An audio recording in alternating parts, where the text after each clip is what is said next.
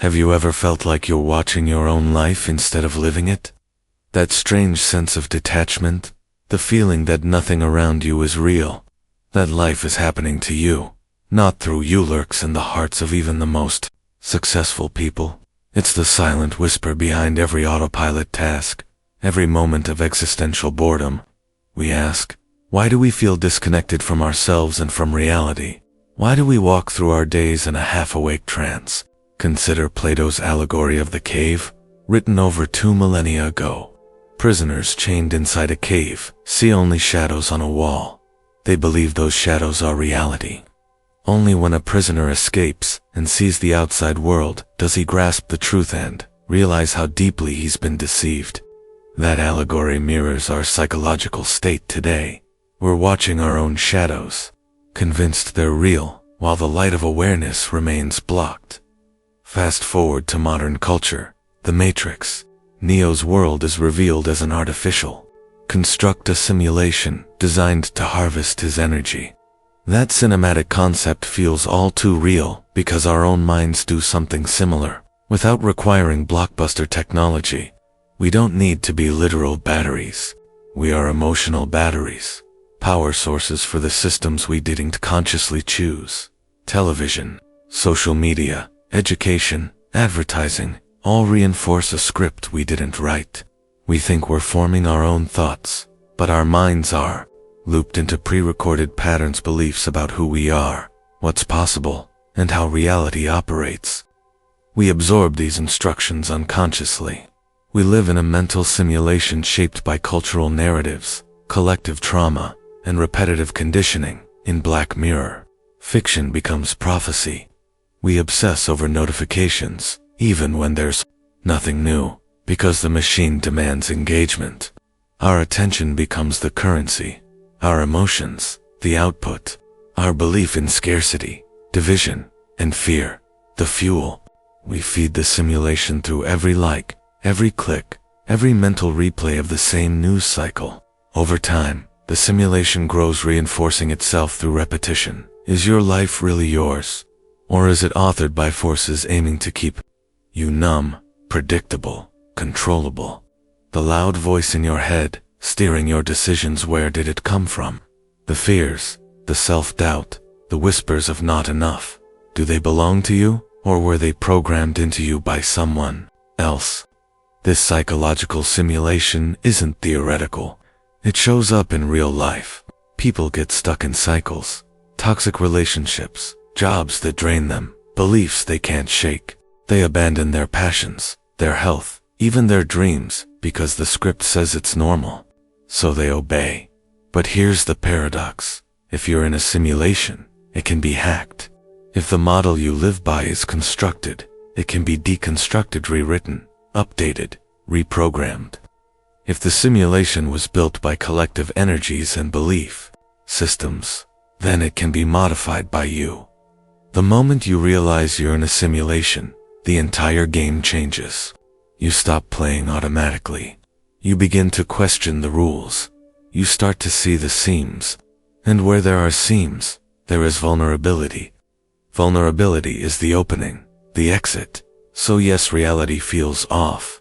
It feels flat, dissonant, disconnected, because it is. It's a simulation built by unconscious beliefs, social norms, and repetitive mental loops. It's not meaningless. It's just artificial. You haven't broken the world. You've just been living inside someone else's code. And now, for the first time in your life, so ask yourself, if this is a simulation, who wrote the script? Who benefits from your compliance? And what would it take for you to start rewriting it? Because knowing the simulation exists is the first step to escaping it. What if your thoughts weren't really your own? What if the beliefs you defend, the identity you've built, and even the emotions you feel were all carefully engineered not by some shadowy overlord, but by a lifelong stream of invisible influences you never consciously questioned? The architecture of the simulation is not built from concrete or code. It's built from conditioning. From the moment we are born, we are shaped, not gently molded, but etched, pressed, encoded by systems that operate beneath awareness. Before we can even speak, the programming begins. It starts in childhood. A child learns not through logic, but through absorption. Every word, gesture, reward, and punishment becomes a line of code in the subconscious. If love is conditional, the child learns to perform. If fear is constant, the child learns to obey. If uniqueness is punished, conformity becomes survival. By the time we become adults, we are not individuals, we are compilations of unexamined beliefs. And then, society steps in to reinforce the code. Schools don't teach how to think. They teach what to remember. They reward obedience, punctuality, and repetition, the very qualities needed to function within a system, not escape it.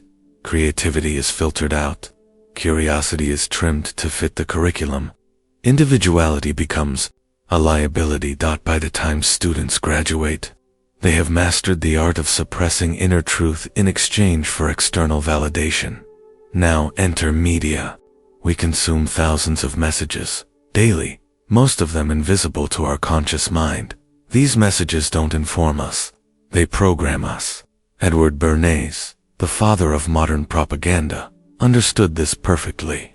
His work, which fused psychology and advertising, helped corporations and governments mold public opinion without resistance. Control perception, and you control belief. Control belief, and you control behavior. Control behavior, and you control reality. In his book, Propaganda, Bernays wrote, "The conscious and intelligent manipulation of the organized habits and opinions of the masses is an important element in democratic society."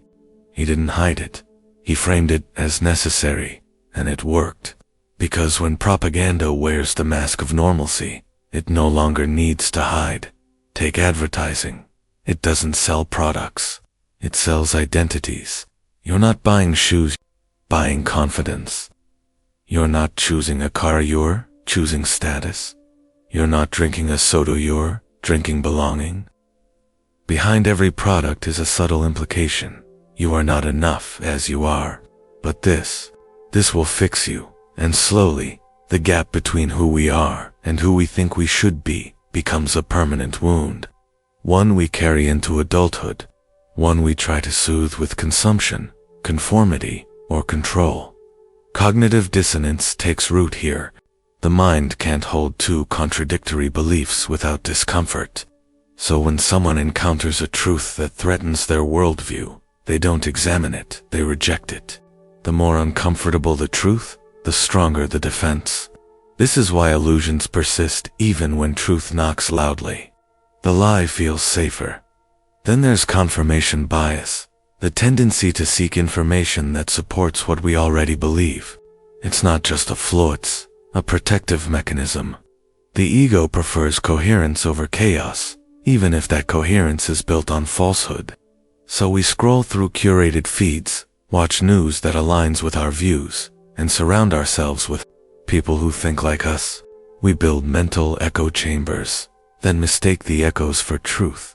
Over time, these patterns cement a deeper condition, learned helplessness. In a classic experiment, psychologists placed dogs in cages and administered mild electric shocks.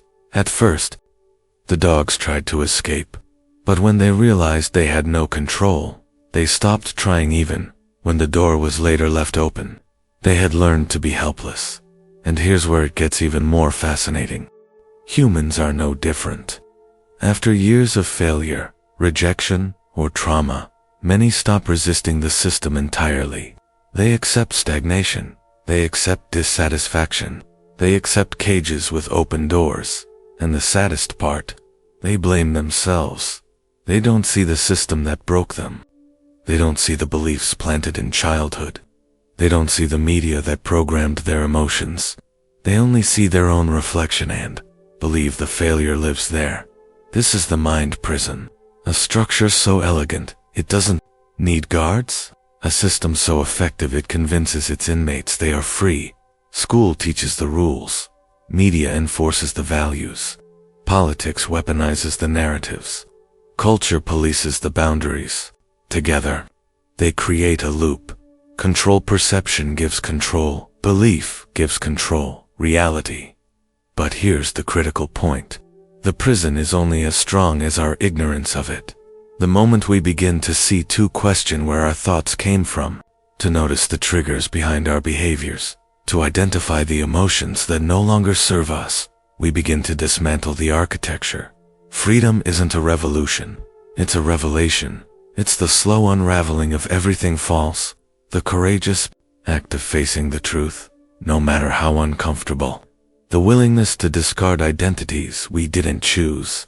The audacity to rewrite the script.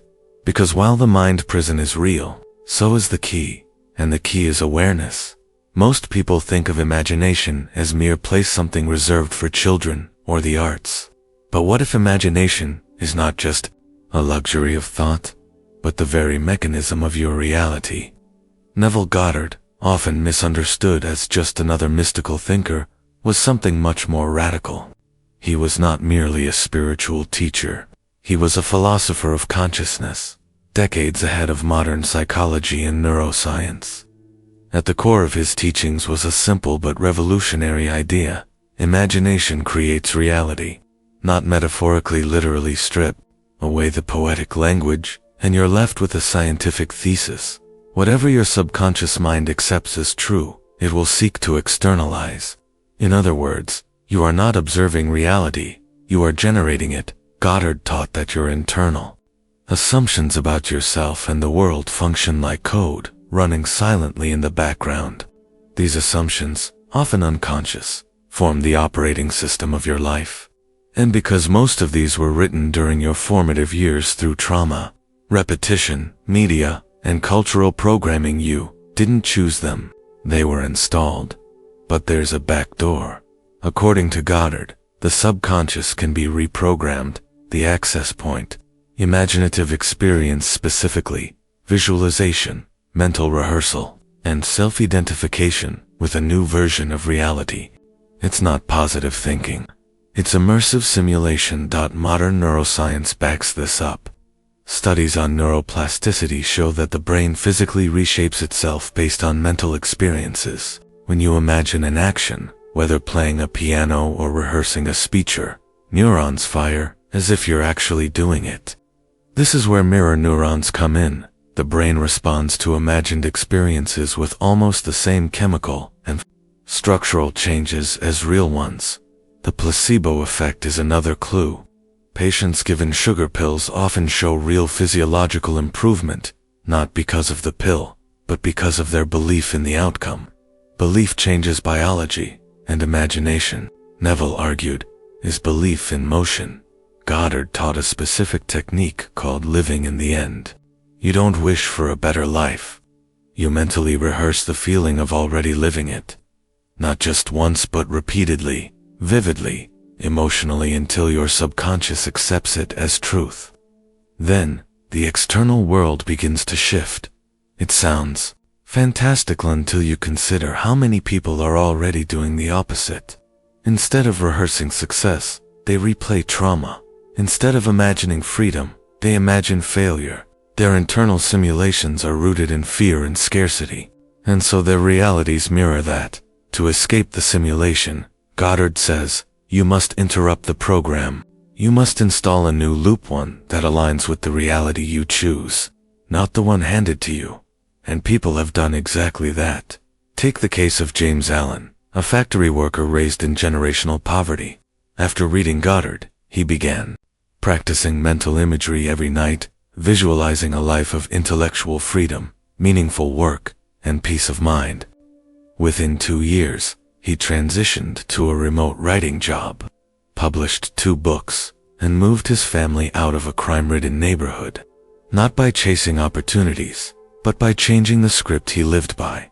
Or consider Elena, a woman who suffered complex trauma from an abusive childhood. Traditional therapy gave her insights, but little transformation.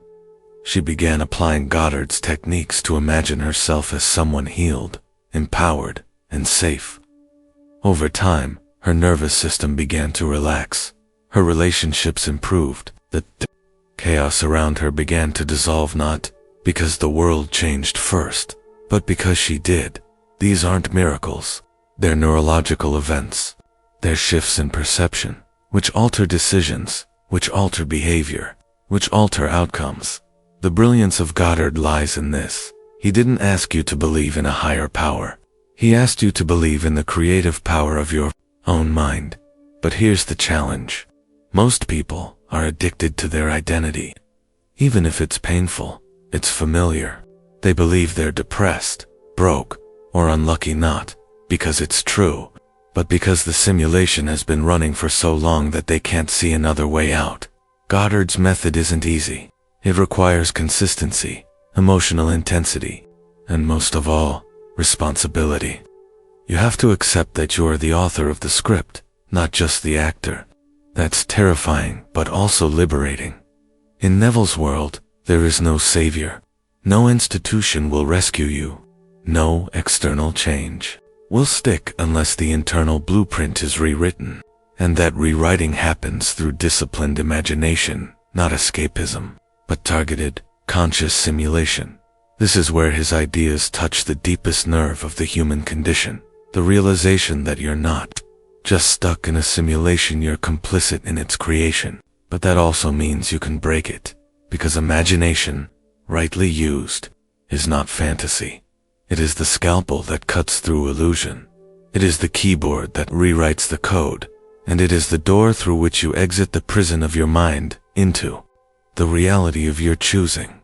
You ever notice how some things just keep happening over and over again?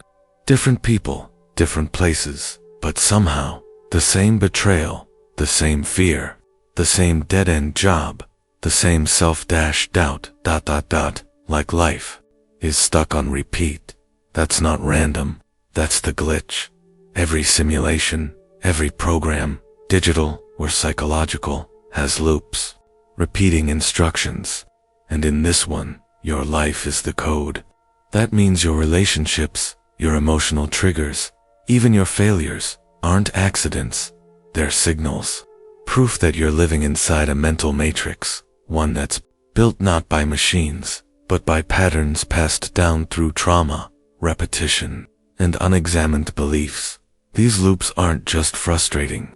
They're familiar, comforting in a strange way. Because the mind is addicted to the known, even if the known is pain. The toxic friend you keep forgiving. The anxious thought that visits every night. The opportunity you always sabotage just before it works out. These are not coincidences. These are programs, and you are the software running them. The first step is noticing them. And for that, you need to learn how to catch the glitch in real time. One of the most powerful tools to do that is emotionally triggering. Noticing what provokes you, what makes you feel defensive, rejected, inferior, or enraged. These aren't weaknesses. They are coordinates. Emotional breadcrumbs leading straight to your programming. You see, emotions don't lie, but we do. To ourselves. We tell ourselves we're fine, that we've healed, that we're over it. But when your nervous system reacts with panic, anger, or withdrawal, that's your subconscious raising its hand and saying, I'm still here. You haven't met me yet. Carl Jung called it the shadow, the part of ourselves we exile into darkness, our shame, guilt, envy, fear, trauma. But just because it's hidden doesn't mean it's gone. In fact, it runs the show from the backstage, and until it's brought into the light, it loops. That's why shadow work is one of the most powerful deprogramming tools ever created. It's not about fixing yourself. It's about finally meeting the parts of you that have been looping for years, so they can stop screaming and finally feel seen. Start by journaling your triggers. Write down what pissed you off today, what made you feel small, what conversations echoed in your mind all night. Then ask, what belief did this awaken in me? Maybe it's, I'm not worthy. Maybe it's, I'm always abandoned. Whatever it is, that's the loop. That's the code. That then ask, where did I first learn this? Usually it's early, childhood, school, that first heartbreak, that unspoken message your parents sent without saying a word. The simulation writes itself young, and we grow up thinking it's reality. But recognizing the code means you can edit it, and here's where it gets even more fascinating. Next tool, pattern tracking. If you've dated 5 people, and 3 of them cheated on you, stop blaming the people. Start tracking the pattern. What dynamic are you replaying? What belief about love are you subconsciously fulfilling? Not to blame yourself, but to regain power. Because when you see the pattern, you're no longer a victim of it. You become the observer, and observation is the beginning of liberation. Think of it like a video game. Most non-player characters, NPCs, have scripts. If you do X, they say Y. They don't evolve, they just loop. Now ask yourself, where in my life am I the NPC? Where am I reacting, not responding, repeating, not creating? Your old identity, the one shaped by fear, trauma, and conformity, doesn't want to die. It wants to keep looping. That's why conscious discomfort is key. Every time you do something unfamiliar, speak your truth, break a pattern, set a boundary, your subconscious freaks out. That's not failure. That's the simulation trembling. It means you're waking up. Comfort is not your ally. It's the lullaby that keeps you asleep. Discomfort is the door. When you choose the hard conversation, when you write the truth, even when your hand shakes, when you pause instead of react, you are breaking the loop. You are glitching the matrix from the inside. This isn't about instant freedom. This is about awareness. Because when you start to see the patterns, the spell weakens. The NPC becomes self-aware. The script breaks, and suddenly, you are no longer just playing the game. You're rewriting it. And that is the beginning of something truly radical. A life that's not on repeat. A mind that's not on autopilot. A you that's not conditioned, controlled, or confined, but conscious, awake, free. We've uncovered the simulation. We've traced its loops. Now comes the crucial question. How do you change it? This isn't metaphysical witchcraft. It's applied neuroscience. It's embodied psychology. It's the manual for hacking your own mind. Here are 4 core mechanisms you can start using today to shift your internal simulation and, by extension, your external reality. 1. Breathwork, re-regulating the nervous system and breaking fear. Loop's breath is the bridge between the conscious and the subconscious. It's the only bodily function that responds both to your involuntary autonomic system and your intentional control. And that makes it powerful. When you're stressed, your breath constricts, heart rate elevates, cortisol flows in, your nervous system locks into survival mode. This mode is where fear loops flourish. Your internal simulation default shrinks to primal reactions: fight, flight, freeze, submit. But deliberate breathing can undo that loop. Rhythmic breathing such as box breath. Inhale 4. Hold 4. Exhale 4. Hold 4 shifts the nervous system into parasympathetic balance. That engages rest, restoration, clarity, and coherence. You literally rewire adrenaline with nothing but breath. Athletic performance. Research shows controlled breathing enhances both focus and recovery. Trauma therapists use it to disengage the fight-flight response. Even emergency responders use breath drills to stay calm under pressure. It's science, not spiritual fluff. 2. Visualization, training the brain for new neural patterns. Your brain doesn't care whether an experience is imaginary or real. It's a pattern-matching machine. Every time you vividly imagine an action, neural pathways light up as if you're actually performing it. This is neuroplasticity in action. Elite athletes mentally rehearse every move. Olympians do entire routines in their mind before stepping on the ice. Typing "hold that image" within your own brain fires mirror neurons, encoding behavior and emotion. You're not playing, you're practicing. In one study, participants who ministered piano mentally improved nearly as much as those who physically practiced. Another study showed that imagined strength training increased muscle field strength measurably. Use this to break the simulation. Identify a small daily action linked to your desired state. Visualize doing it. See it clearly. Feel the emotions. Repeat it daily. You're installing new code for the subconscious mind. 3. Self-talk and identity shifts. Rewriting. Your internal dialogue words are energy, especially the ones you whisper to yourself inside your head. That internal dialogue is a script, and it can be rewritten. Psychology confirms it. Cognitive reframing changes perception, which changes emotion, which changes behavior.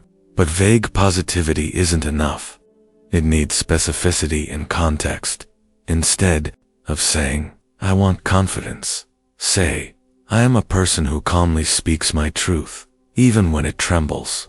By speaking as if the desired identity already exists, you step into the role. The mind reorients. Identity follows words. Words code belief. Belief recalibrates simulation. Trauma survivors and therapists do this daily.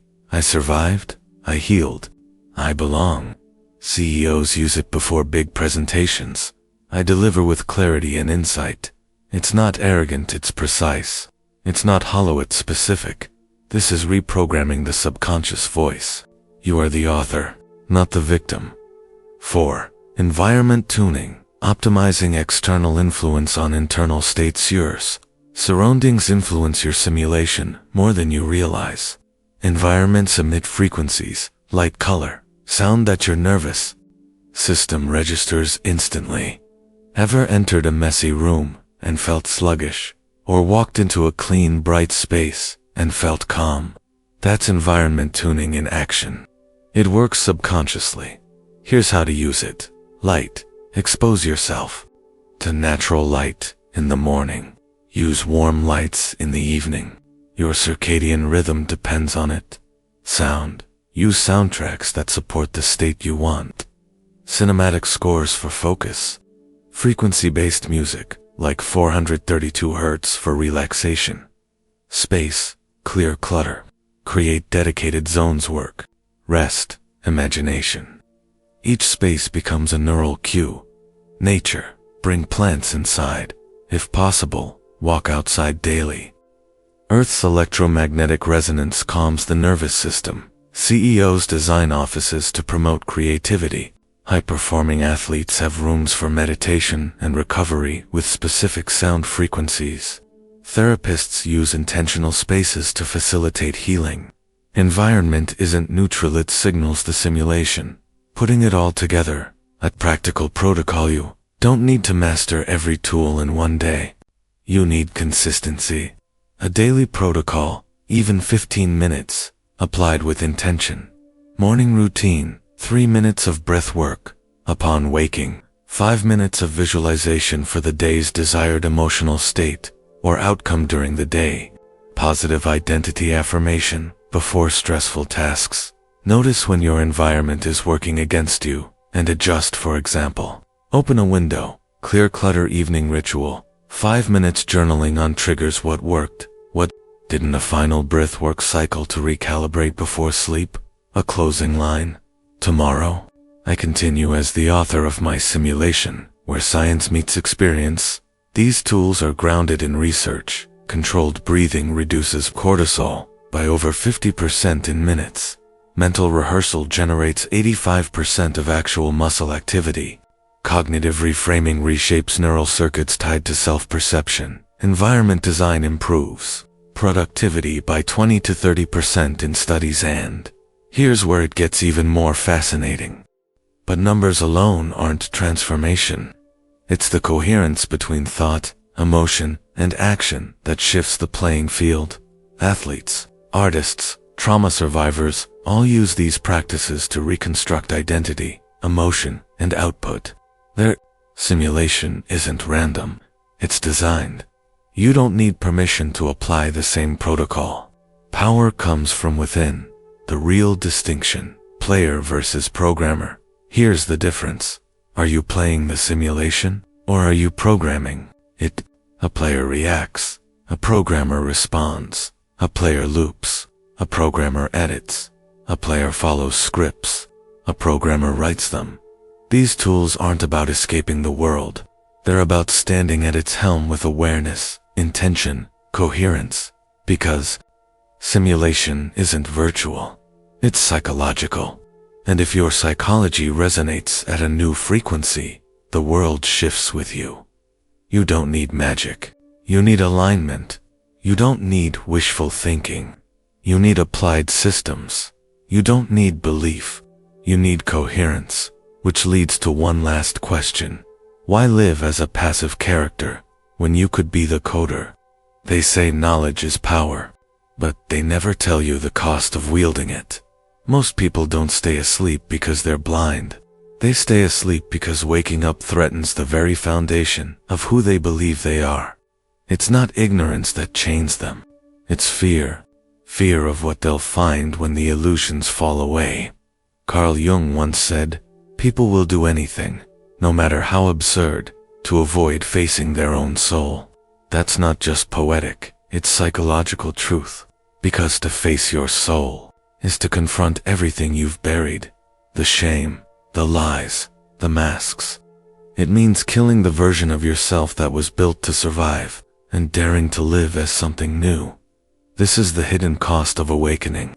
It's not just about learning the truth. It's about losing the comfort of your old world. The familiar suffering, the predictable pain, the roles you've played, the stories you've told yourself, all of them must be dismantled. Why do people cling to their cages even when the door is open? Because the cage gives them a name, an identity. Even if that identity is broken, limited, or painful, it's known, and the unknown. The unknown feels like death. Think of the whistleblower who exposes the corruption in a powerful institution. On paper, they're a hero. In reality, they're often exiled, discredited, or even destroyed. Not because they were wrong, but because they shattered the illusion others were addicted to. The cost of truth was their reputation, their relationships, sometimes their freedom. Or the revolutionary who speaks against an oppressive system. They aren't just fighting laws, they're fighting minds. Minds conditioned to obey. People who will scream for their chains because freedom is terrifying.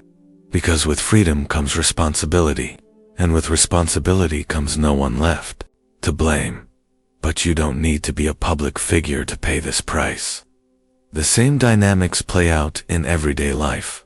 A woman in a toxic marriage finally recognizes the cycle. But leaving means breaking a life she's built for decades. It means facing loneliness, shame, judgment. It means facing herself. A man raised in a violent household begins to question the version of masculinity he was taught to suppress, to dominate, to never cry. But shedding that armor leaves him raw, vulnerable, exposed. Who is he without the mask?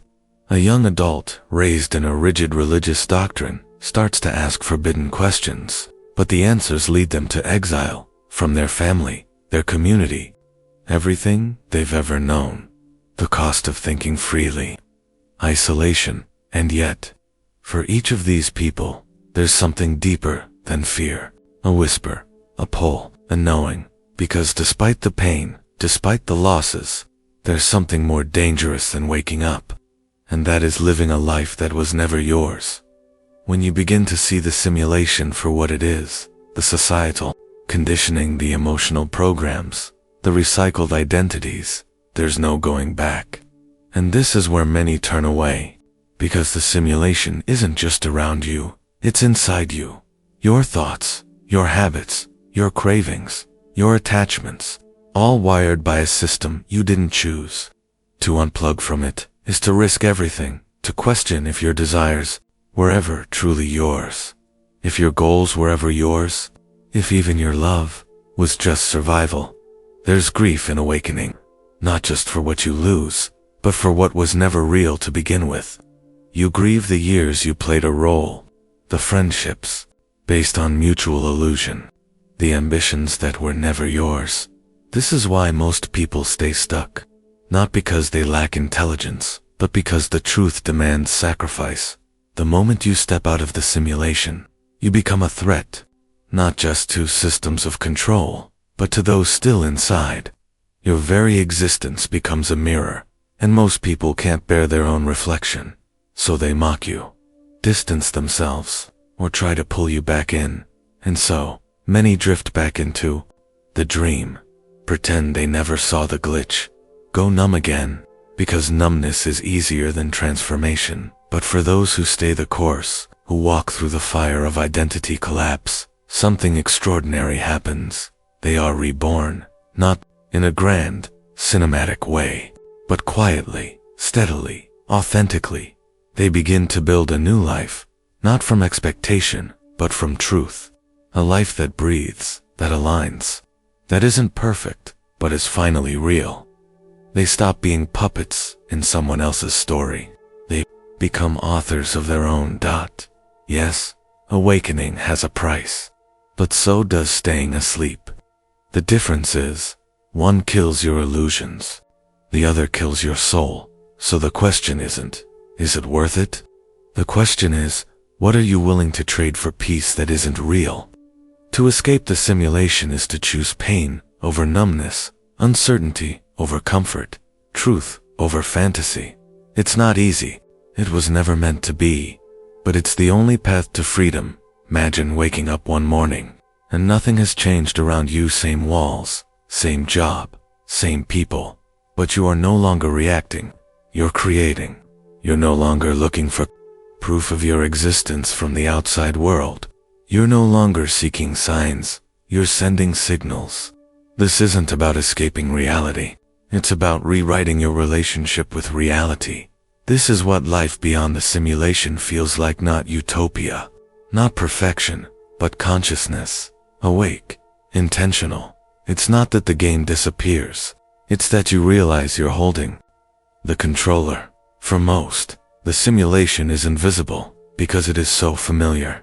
They call it life, but for the few who step beyond its boundaries, something strange happens. The world doesn't suddenly become easy, but it does become aligned.